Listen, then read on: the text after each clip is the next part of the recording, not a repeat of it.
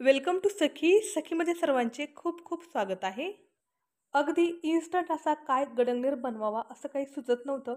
म्हणून झटपट अशी पावभाजी बनवली आणि तीही फक्त 15 मिनिटामध्ये.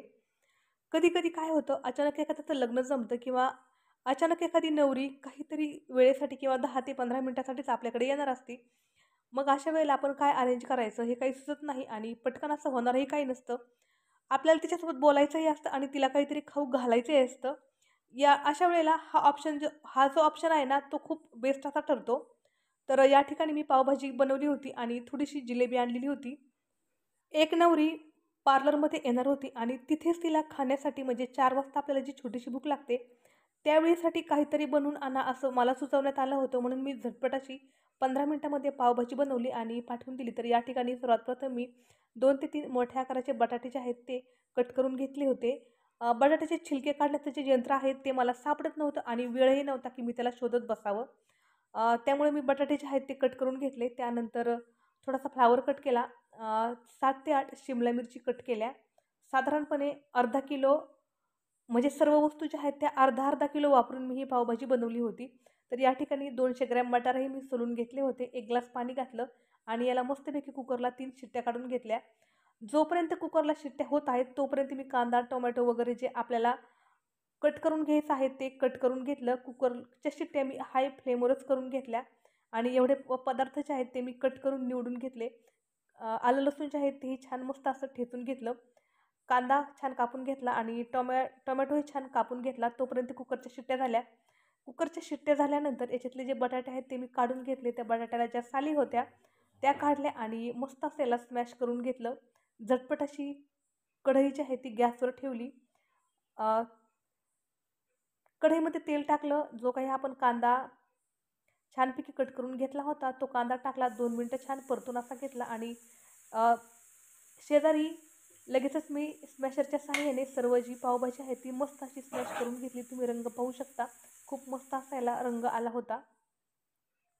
या ठिकाणी एका बाजूला कढईमध्ये जो आपण कांदा टाकून घेतला होता, तो कांदाही छान मस्त असा परतला गेला होता. आपल्याला पावभाजी ही झटपट बनवायची आहे म्हणून कांदा जो आहे तो मी खूप असा मस्त बारीक चिरून घेतला होता. मस्त असा कांदा गुलाबी रंगावर आपल्याला परतून घ्यायचा आहे. कांदा जो आहे तो कच्चा राहायला नको. कांदा जर कच्चा राहिला तर पावभाजी चांगली लागत नाही. अचानक पावभाजीचा बेत झाला होता म्हणून बीट वगैरे काही नव्हतं. टोमॅटो वगैरे होते. तर कांदा थोडासा परतला गेल्यानंतर मग मी 2 टोमॅटो जे आहेत ते यामध्ये घातले. टोमॅटोही आपल्याला छान मस्त असा परतून घ्यायचा आहे. आलं लसूण जे आहे ते छान असं ठेचून घेतलं आहे. वेळ खूपच कमी होता. कमी वेळेमध्ये सर्व काही अरेंज करायचं होतं. थोडंसं मीठ टाकलं आणि परत या फोडणीला हलकंसं परतून घेतलं. आता मस्त असा तो कांदा टोमॅटो जो आहे तो स्मॅश झालेला आहे. आता काही सुके मसाले घालूयात. तर या ठिकाणी मी लाल तिखट जे आहे ते घातलं आहे. त्यानंतर थोडीशी हळद घातली आहे आणि त्यानंतर पावभाजी मसाला जो आहे तो घातला आहे. एकच पॅकेट पावभाजी मसाला होता. घाई होती आणि खूप सारं काही अरेंज करता येत नव्हतं. त्यामुळे जे होतं ते मी ॲड करून घेतलं. त्यानंतर थोडेसे जे वाटाणे आहेत तेही मी घेतले होते.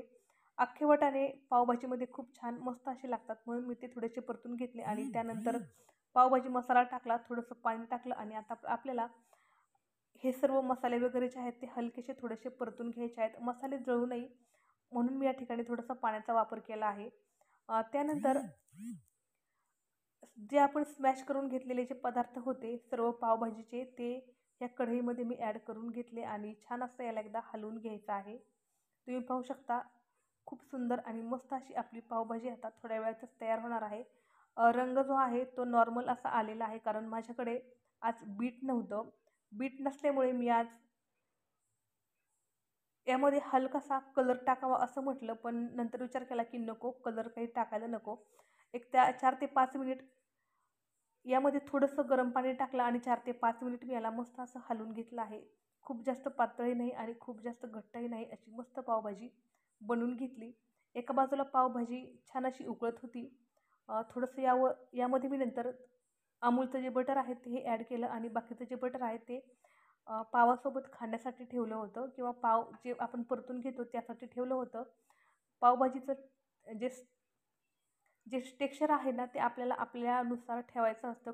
तुम्हाला वाटलं कमी, तर थोडंसं घट्ट किंवा पातळ तुमच्या याच्यानुसार तुम्ही ठरवू शकता. तर या ठिकाणी मी झटपट असे पाव जे आहेत, ते गरम करून घेणार होते.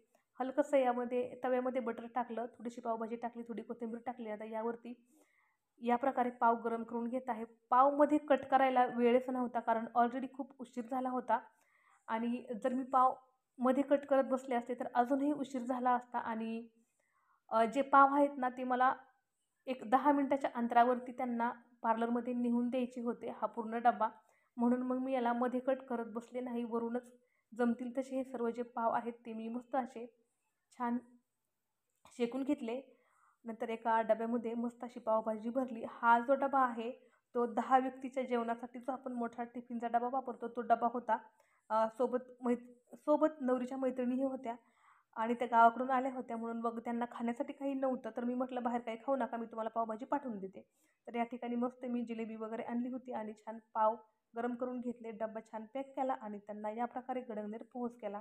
असं केल्यानंतरही आपला जो वेळ आहे तोही वाचतो आणि 15 मिनिटामध्ये आपली पावभाजी मस्त तयार होते. खूप जास्त असा वेळ लागत नाही. फक्त आणि फक्त 15 मिनिटामध्ये फास्ट केल्यास 15व्या मिनिटाला आपली पावभाजी जी आहे ती रेडी होते. तर नक्की एकदा तुम्ही याप्रमाणे तयार करून पहा. मला ही ट्रिक जरा छान आणि मस्त अशी वाटली म्हणून मी तुमच्यासोबत शेअर केली. रेसिपी आवडल्यास लाईक, शेअर आणि कमेंट करायला विसरू नका. चॅनलवरती जर नवीन असाल तर चॅनलला